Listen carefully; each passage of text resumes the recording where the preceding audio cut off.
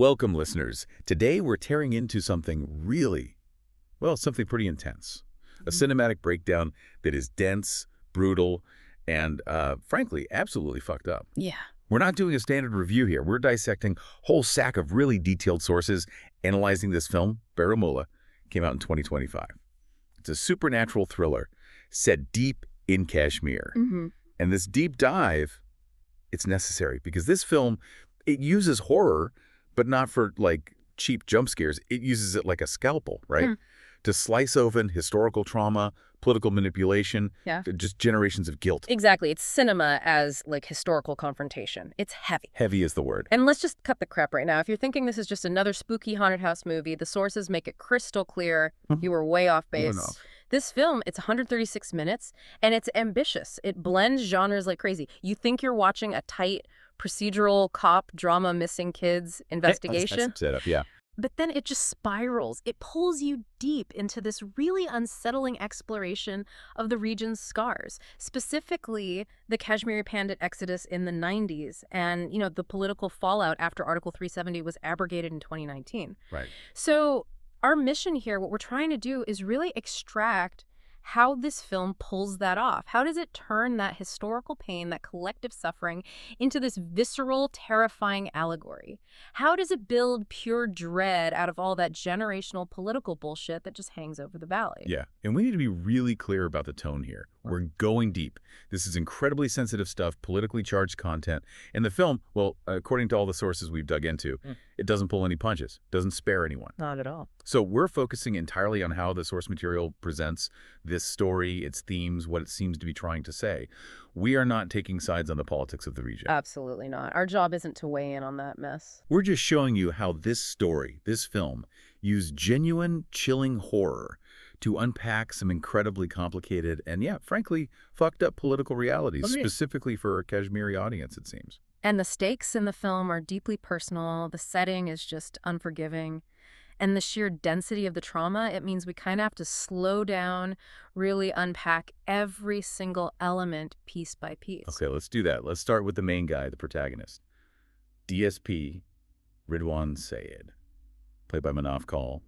He's our anchor for the procedural side of things, but internally, he's a complete disaster zone, isn't he? Oh, totally. The sources paint him as, stern on the surface, duty-bound, all cop, but underneath, he is completely pissed off at his situation and just eaten alive by guilt. So what's the story there? What's the root of that guilt, the foundational trauma that basically defines him? It's the Riasi incident. That's the core of his whole crisis. The sources really highlight this. Ridwan was part of this chaotic, tragically botched hostage situation, happened at a public school in the Riasi district. And in the middle of all the confusion, trying to take down what he thought was a threat, he accidentally shoots and kills a young boy. Oh, shit. Yeah. And the film makes it brutally clear. The kid was innocent. Just a pawn, basically. A pawn in a separatist ploy, as the sources put it. So not just a professional fuck-up, it was the accidental killing of a child. Exactly. It's this fucked up internal murder charge he carries around, a profound crisis of duty, of identity. It bleeds into every single scene. He's supposed to be a protector. And he killed an innocent he was meant to protect. It shattered him. And you see that trauma shaping his whole environment, right? His transfer to Baramulla in 2016, it's supposed to be this fresh start, get him away from the political heat in Riasi. A clean slate, supposedly. But the film immediately gives him this structural menace, this dilapidated colonial-era bungalow the police force assigns him. That feels deliberate. Oh, it's absolutely deliberate. It's a critical technical detail the sources pick up on. They describe these creaking wooden floors, the wallpaper peeling off the walls, this persistent, unnatural chill in the air, even when there's a fire going. Right. It's not just some rundown old house. It's designed from frame one to feel spectral, to set the mood for something much, much darker than just, administrative exile or a job transfer. The house itself is almost a character. It acts like an immediate antagonist, yeah. And Baramulla itself, the setting feeds into it. Yeah. Snow-covered, foggy, isolated. It just amplifies the dread. And the sound design. The sources really rave about that. They do, and for good reason. It's key. You hear these eerie ambient sounds constantly, distant cries, but you can't quite place them. Yeah. They sound like mourning. And the wind howling through the chinar trees, it sounds like actual sobbing. Wow. The film establishes right away that the suffering isn't just in Ridwan's head and his memory. It's like Right. woven into the landscape itself. It subtly builds this dread, Yeah. hinting at this historical suffering that's way bigger than any one person's trauma. Okay, so that sets the stage perfectly for the procedural side to actually kick off. We need to get into that initial investigation because the political tension, that starts instantly, right? Long before any ghosts really show up. Precisely. The first case drops right in his lap. A disappearance.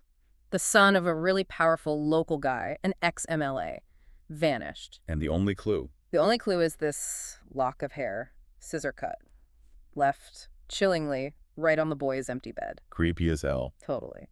But initially, Ridwan approaches it rationally. He's a cop. His first theories are grounded in real-world possibilities.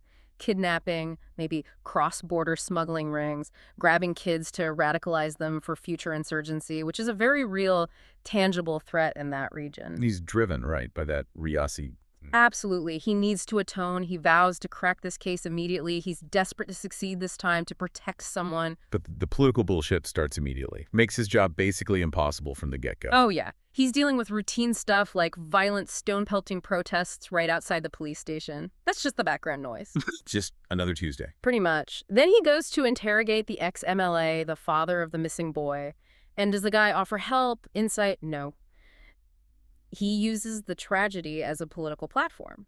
Right away. Jesus. He starts accusing outsiders, and it's clear he means the Indian forces of engineering the whole thing, just to stir up unrest, justify a bigger security crackdown. So Ridwan's caught in the crossfire. Completely. He has to navigate this constant political posturing where every single tragedy, every crime is immediately spun through these partisan zero-sum narratives. It's a total mess, this chaotic external environment perfectly mirroring his own internal chaos. And that chaos, it seeps right into his home life, doesn't it? Making the personal drama just intensely fucked up. It really does. His wife, Gulnar, she finds this wilted white tulip in the garden. You know, the white tulip, it's a Kashmiri symbol of purity, innocence. And it's decaying. Heavy foreshadowing. Exactly. But the really immediate explosive tension is with his daughter, Nori. She's a teenager, clearly struggling with her identity, full of resentment. The sources say she's deeply rebellious. And scarred by the Riasi incident, too. Yeah, indirectly. She doesn't just resent her father for being distant or strict. She calls him a traitor. Wow. Using the separatist slurs. She's echoing the local separatist language, yeah. Internalizing the political divisions of the valley right into their family arguments. Yeah. And Ridwan's response. Typical stressed-out parent, but amplified. He imposes these super strict curfews, trying to control something amid the rising protests outside. Which just makes things worse between them. Totally. It just amplifies the toxicity. It's all rooted in this unacknowledged fear, this political division poisoning their relationship. And the house feeds on that, right? Yeah. Exploits their vulnerability. Oh, absolutely. The youngest son, he's less guarded, less rational.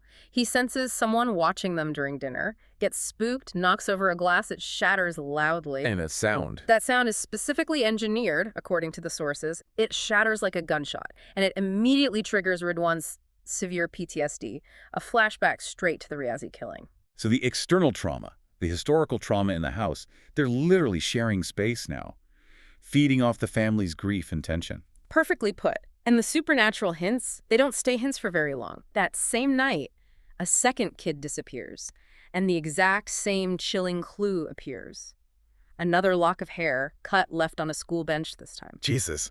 Escalating quickly. And Nori.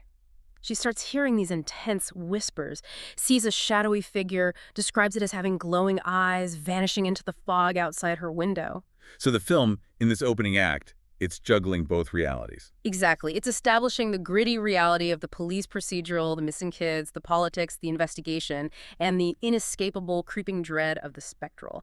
It makes sure, right from the start, both forces are equally real and dangerous. Okay, so the investigation basically leads a brick wall, right? Mm-hmm. 4 boys missing now, one after another. The normal procedural leads just dry up. Completely cold. And Ridwan, the rational cop, he's desperately trying to cling to material evidence, anything logical. But the supernatural stuff is ramping up. The Right. cold spots, the whispers. Oh, yeah. It's escalating fast. Strange smells, things moving.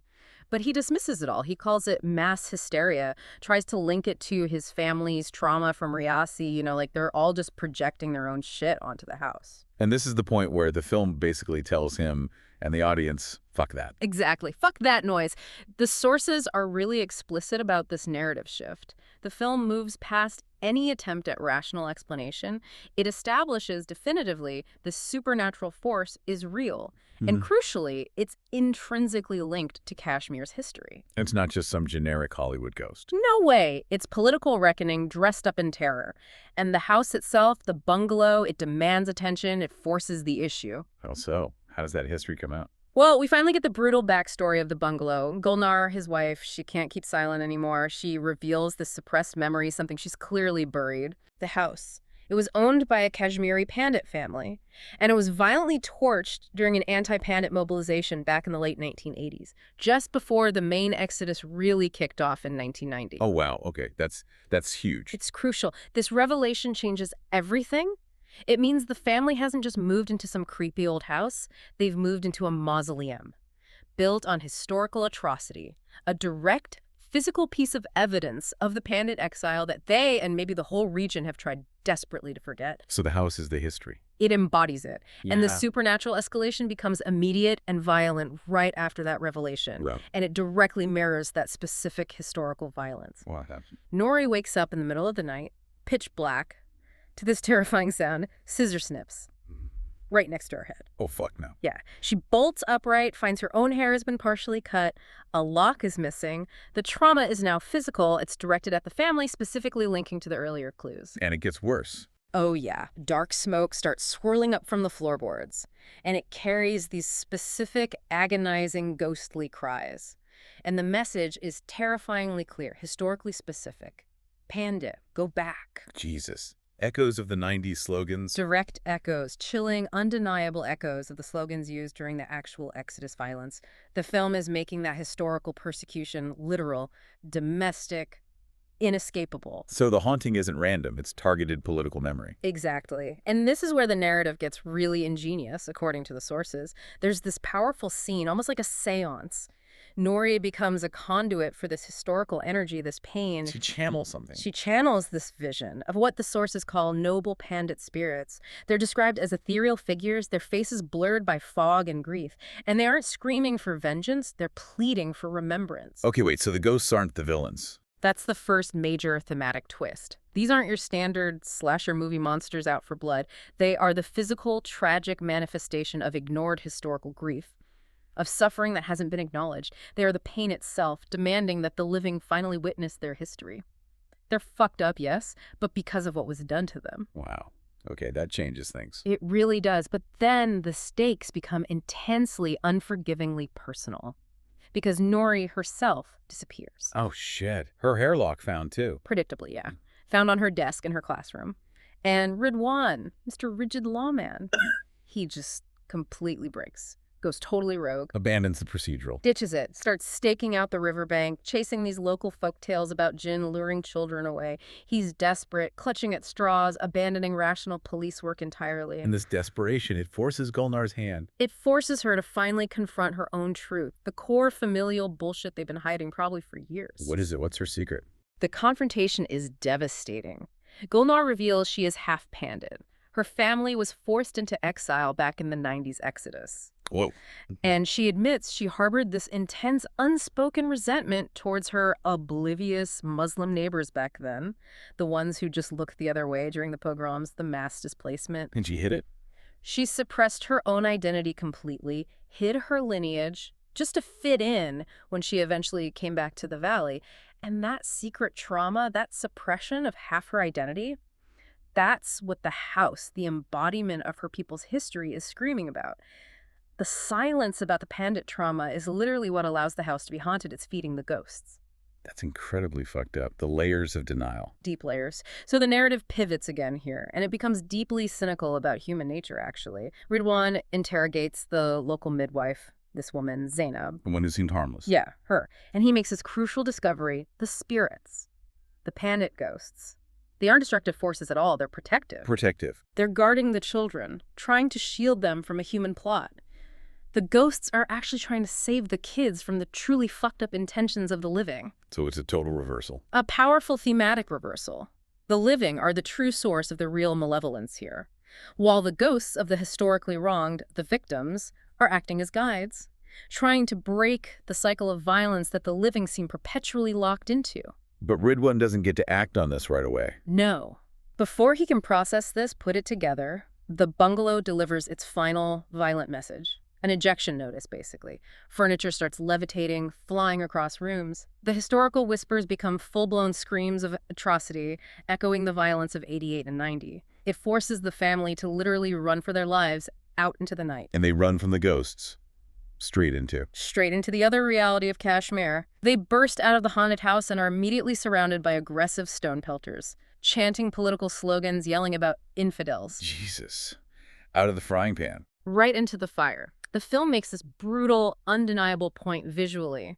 The family is trapped, literally positioned between the ghosts of the unacknowledged past inside the house and the violent, volatile political unrest of the present, right there in the street. There's no escape from the conflict. They just have to choose which side of the historical bullshit they're going to confront. Okay. Section 3. This feels like the core, doesn't it?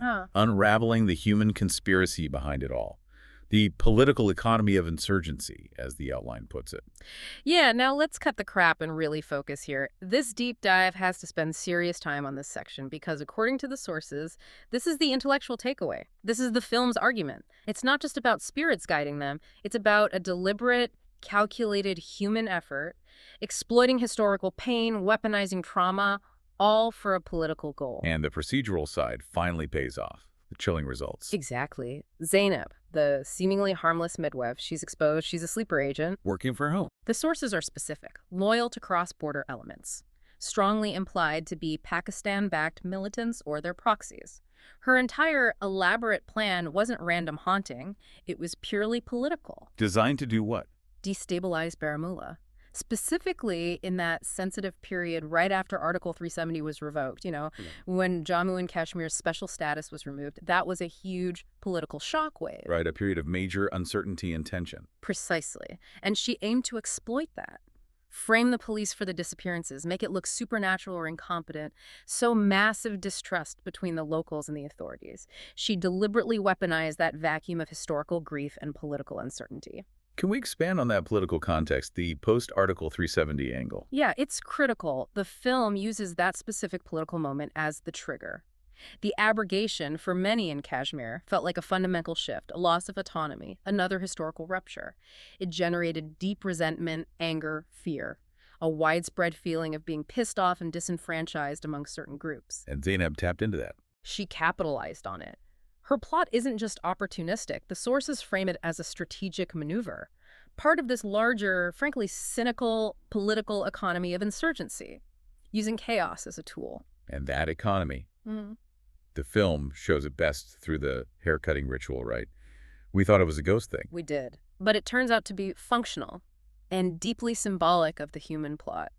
The kids, where are they? Not dead, not smuggled. No, they're hidden deep in these forgotten underground tunnels, and they're being actively, forcefully indoctrinated, force-fed propaganda. Jesus, and the hair. The cut hair ritual, it symbolizes severed identities. It's a literal, symbolic erasing of their innocence, their family ties, their origins, designed to break them down and rebuild them as instruments for the insurgency. Future soldiers, basically. That is truly fucked up. The film is arguing that human radicalization, that's the real haunting. That's the argument. It strips the victim of their essence, turns them into a weapon. That's the horror. Meanwhile, the actual ghosts, the banded spirits, they're still playing a role. Yeah, they're still there, acting as this historical conscience. They reveal their own putrid past, as the sources call it. They confirm they were noble pandits, murdered brutally back in 1988, even before the main 1990 exodus. So their deaths were part of the lead-up. Exactly. And their lingering unrest, their unresolved trauma, is now being inadvertently manipulated, fueling Zainab's current destructive cycle. They act as guides for Ridwaan, trying to make him see that the human violence happening now is just a continuation of the trauma they suffered decades ago. It's all connected. It's a cycle of violence, perpetuated by ignoring the past. That's the core message. And before we get to the final showdown in those tunnels, the family has their own crucial reckoning. The sources really highlight the scene in a rain-lashed orchard. They call it the true emotional climax. This is where the healing starts, the counterforce to all the political poison. Exactly. Gulnar finally fully confesses. The years she spent suppressing her Pandit identity, her trauma, just trying to fit in. She acknowledges how that silence, that denial, probably contributed to Nouri's feeling of isolation, her rebellion. And Ridwaan. Ridwaan confesses too. He owns his Riasi murder as he sees it, lays bare his own foundational trauma. And the ghosts are there, watching this. Yeah, the narrative device is powerful. They are present, these spectral witnesses, watching this incredibly tender father-daughter reconciliation. And the film's point seems to be, this is the antidote. Family healing through shared memory, acknowledging shared trauma, finally facing the historical pain. That's the only force shown to be stronger than the haunting, stronger than the political bullshit that's defined their lives. Shared memory as the path forward. It's presented as the only way, and the film uses that precise moment of reconciliation, that fragile healing, as the launch pad for the final action sequence. Zainab ambushes them right then, grabs Nouri, holds her hostage, Forcing Ridwaan's hand. forces him to act. And the chase that follows, the sources describe it as a technical marvel. It blends this intense, realistic gunfight with moments of genuinely spectral intervention. The ghosts help. Yeah, the Pandit spirits actively intervene. They disorient Zainab's remaining thugs with these sudden, powerful illusions, flashes of historical flames, the sound of intense stone storms from past riots. The past isn't just observing anymore. It's literally fighting back against the violent, destructive present. It's a wild fusion of genres. Okay, final section. The resolution. Ridwaan storms the tunnels. Alone. And the sources call this sequence a what? A visceral action horror hybrid. That's the description. Military precision meets supernatural dread. It sounds intense. Paint the picture. What's it like down there? Apparently it's blinding, disorienting, terrifying. You've got tactical flashbangs going off, mixed with this ethereal guiding light coming from the Pandit spirits. They illuminate Zainab's main radicalization chamber. Once in there, what does it look like? It's described as this chilling tableau of indoctrination. Walls covered in taped sermons, political propaganda, maps of contested territories, and disturbingly, a kind of scissor altar, where she performed the ritual haircutting on the kids. It's the visual proof of the human bullshit, the mechanism of her plot laid bare. And Zainab, she doesn't go quietly. No way. She's cornered but defiant. Launches into this full-blown monologue, all about loyalty to the other side, justifying her actions, kidnapping children as necessary to awaken Kashmir through chaos and violence. She's the embodiment of that calculating human evil that weaponizes history for political gain. And Ridwaan. Yeah. The man haunted by accidentally killing a child. He shoots her. It's described as a brutal mercy kill. Directly mirroring Rias. Directly mirroring it. But this time, the killing is framed as justified.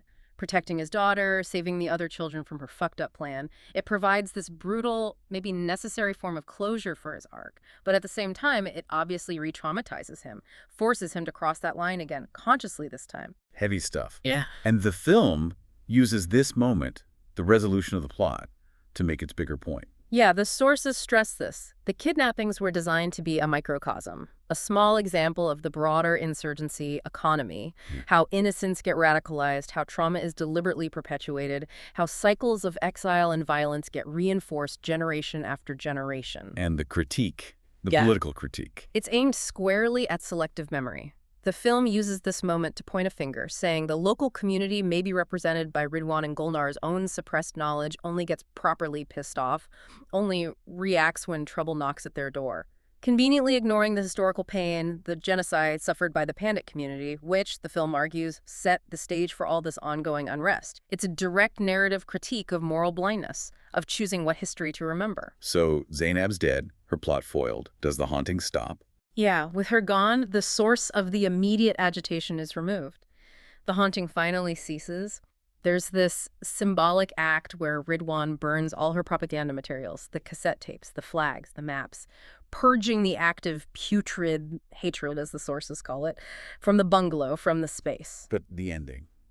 It's not a happy ending, is it? No, the film is apparently uncompromising there. It's not clean. It's described as bittersweet, fundamentally scarred. There's no neat bow.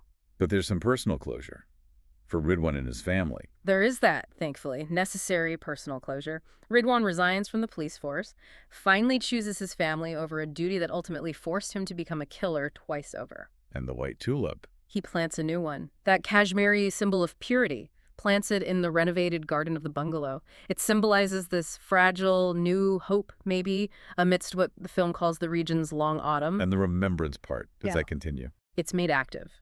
Nori, the daughter, vows to document the forgotten Pandit exodus, to tell those stories. She takes on the role the ghosts were demanding, the role of the witness. And Ridwaan himself, in a quiet scene, visits a distant, neglected Pandit memorial and whispers an apology to the fading spirits, who are finally shown finding some peace. But there's a but. There's a big but. The film refuses that easy, satisfying Hollywood wrap-up. Yes, the children are rescued. They're sent for deprogramming. But the sources emphasize they are deeply psychologically scarred, probably for life. And Zainab's plot failed. Her immediate plot failed. But the film closes on this harsh note of ambiguity. It undercuts any sense of real triumph. You hear distantly the sound of stone pelting, the echoes of that persistent, immediate political violence that bookended their ordeal. Suggesting the cycle isn't broken. Exactly. Suggesting that cycles of violence, the unrest, the political bullshit, it's far from over. The film might be a cinematic prayer for peace, for understanding, but it's haunting precisely because it refuses easy justice. It refuses to claim victory over history. The real horror, it argues, is rooted in that collective grief, that unresolved history, not just in gore or jump scares. Right, so wrapping this up, we've dived into a film, based on these sources, that used supernatural dread, used historical trauma, to make a really serious, deeply uncomfortable political statement about collective memory, about identity suppression. Yeah, it's a brutal, fucked up narrative, isn't it? It absolutely insists that denying historical pain, especially the pain of the people you live right alongside, will inevitably create modern monsters, whether they're real insurgents or metaphorical ghosts. The film's argument seems undeniable, as presented. Okay. The ghosts of the past only shut up when the living finally acknowledge their suffering, acknowledge the historical bullshit that caused it in the first place. Exactly. Silence equals haunting. And this deep dive, hopefully it shows you, the listener, that even popular media, even something like a supernatural thriller with ghosts and cops, can function as this crucial shortcut, a way into understanding extremely complex, nuanced, and, yeah, frankly, messy political realities. It takes these massive, abstract conflicts, exile, insurgency, identity politics, historical memory, and anchors them. Grounds them in the raw, personal pain of a single family just trying to survive a history that refuses to stay buried. That synthesis, that connection, is why this film apparently hits so hard, according to our sources. Made the political intensely personal. And visceral. And then the film leaves us with that final sting, right? That post-credits kicker described in the sources. Yeah, what was it? Just a sound, a lone scissor snip, carried on the wind. Totally. Ridwaan purged the immediate threat. Zainab's plot is done. The Pandit ghosts seem to be finally at peace. But that single sound, it hints at eternal vigilance. It asks, if the pain of the past needs constant remembrance just to stay quiet, what happens when we inevitably choose to forget the trauma of others all over again in the future? It raises a hell of a question. It forces you to ask yourself, who is the real cunt here? Is it the person actually carrying out the violence, like Zainab? Or is it the society, the collective silence that allowed that initial trauma to fester, to rot, to be ignored for so long that it became this weaponized ghost in the first place? Think about that political bullshit. Think about who benefits from forgetting.